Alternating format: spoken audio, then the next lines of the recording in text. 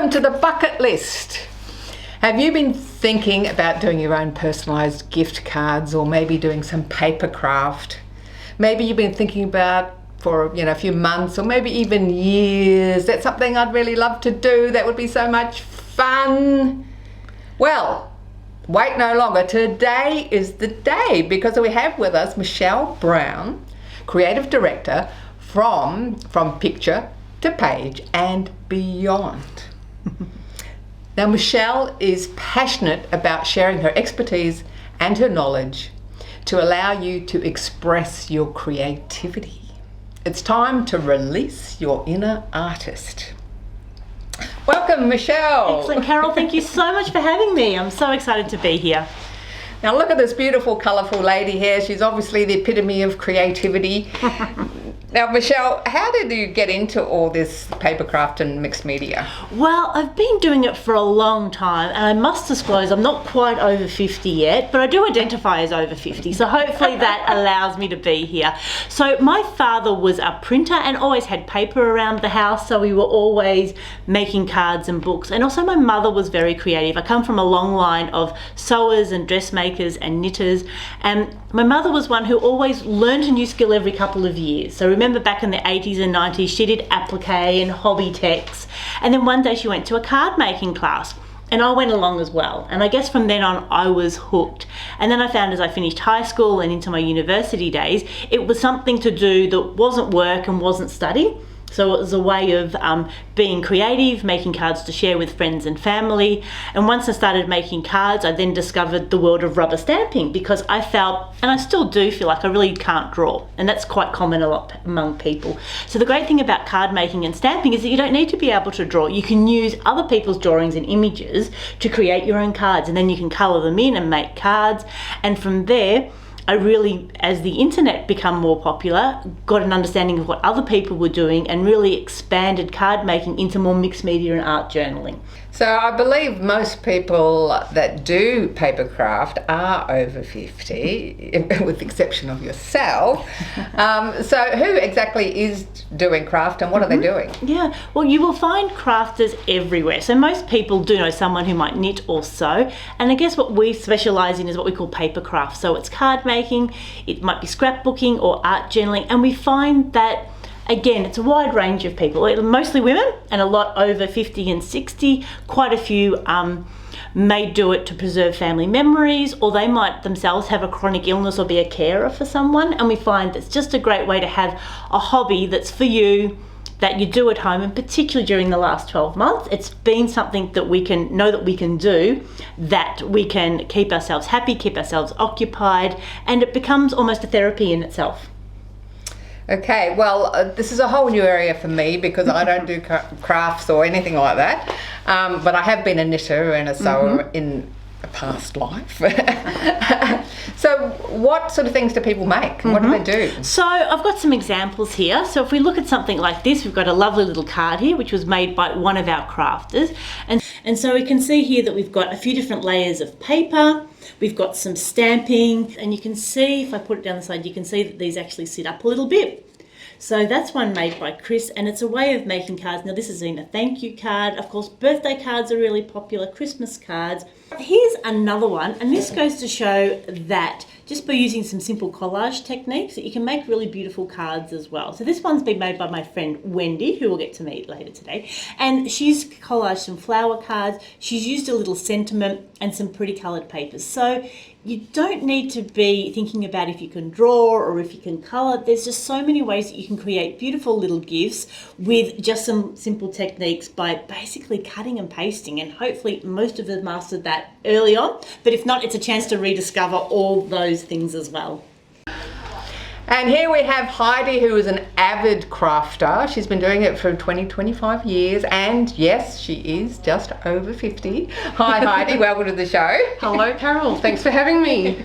Now you've got some amazing things here, and you've been doing it since you were a kid, basically. Yeah, say so. I mean, it probably started in kindergarten, primary school, and a little bit of art in high school. Then it had a break while I pursued work and all that kind of thing. But then in my 20s, I visited a shop called Bellbird Paper Arts and bought one stamp and one ink pad, and the rest is history. As they say. And you do all these amazing creations for your friends and family predominantly. That's right, yeah. I understand, Heidi, that you also have been doing some for charity. And yes, that's right. I've been making cards and giving them to friends who've been holding fundraising stalls for specific events, whether it be for churches or for animal groups. And at the moment I'm working on a batch of Christmas cards that are going to go to the veterans at the end of the year. oh, beautiful, beautiful. Now, explain to us these amazing creations you've got here. Okay, we have a few different cards. We have some that do things, like this one's called a shutter card. Maybe you can see that. When you open it, it sort of opens to reveal a sentiment. And then you've got cards that are just plain with bits on them like feathers for this emu. What else have we got there? That was playing with some mixed media techniques using crunched up tissue paper and watered down inks, and then you just kind of decoupage it on with a medium, whoops, or a gloss, hello. This is done using die cuts. The die cutting machine, I call a die cutting machine in craft is kind of like your cookie cutters in baking. They cut out shapes for you so you don't have to spend all this time fussy cutting. One of my other cards that does something is one of these. I just mastered it. It's called a magic iris, and you can pull this down and it will open up and reveal a sentiment or whatever else you'd like to put in there, a picture. Oh, I think it's starting to rain. Of course.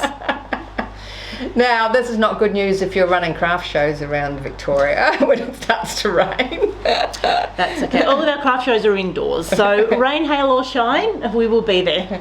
So Michelle runs 5 craft shows around Victoria, and she's got one coming up shortly at Pakenham.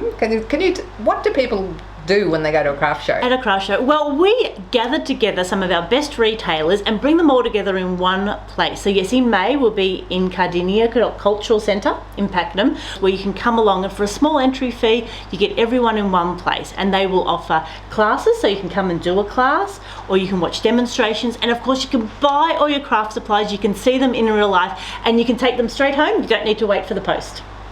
So what would your top tips be for someone who's been sitting there for weeks or months thinking, I wouldn't mind creating some cards, maybe doing a bit of journaling, I'll go to the show and see what happens. What would you suggest they do when they go to a show? Well, certainly have a think about what you might have done previously or what you might already have and that you can incorporate into what you've got. So whether you've previously done some painting or watercolours, perhaps you've done collage or stamping with the grandkids, get that out and see what you've got, and then you can help build on that. And then you can look at getting some base cards, so some card that's cut to the right size so that you will be able to fold that in half. And then would you primarily think of making thank you cards or get well cards or perhaps birthday cards, and then just really look for things that speak to you. So some people have a love of dragonflies and will always collect dragonflies. So just find something that sparks your interest and come and talk to the retailers. They're all absolute experts in what they do, and they love sharing their techniques with you. So come and watch them, ask questions, what might be the best ink for this, or if I want to add colour, how can I do it? And then just really don't be afraid to talk to people, because it is such a lovely community. Because I've met some really wonderful people. I never thought this little hobby that I did on my own to just bring me joy could bring other people joy. And It's just something that keeps me sane and what I enjoy doing. I don't think you ever lose the love of doing it. I hope I never do, because it's brought me a lot of joy and a lot of happiness in the last years. So thanks so much for coming on the show. Over 50, so what? Even if you're not quite 50. Anyway, you didn't hear that from me. Okay, thanks so much, Michelle. You're welcome, Carol. Thanks for having me. Thanks for watching the show today. If you'd like that free sheet on emotional intelligence and communication skills, just drop us a note through the website or through Facebook. And if you do want to do that 5-minute fitness routine every day, just go to YouTube. Over 50, so what?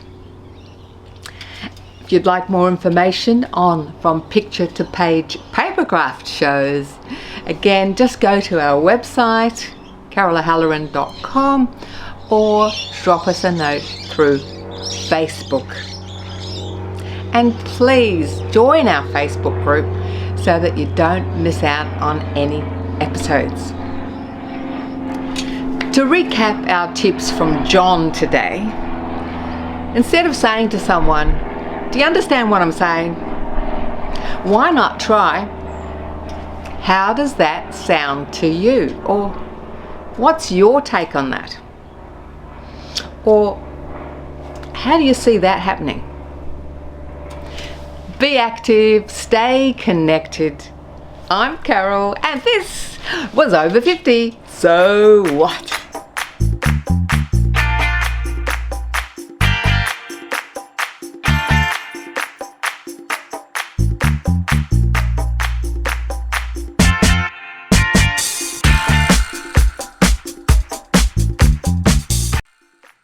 Thanks for watching our TV show. Be sure to hit subscribe and then you'll never miss an episode. Jump on Facebook, join our group, get in on the fun, fitness, wellness and inspiration. I'm Carol, over 50. So what?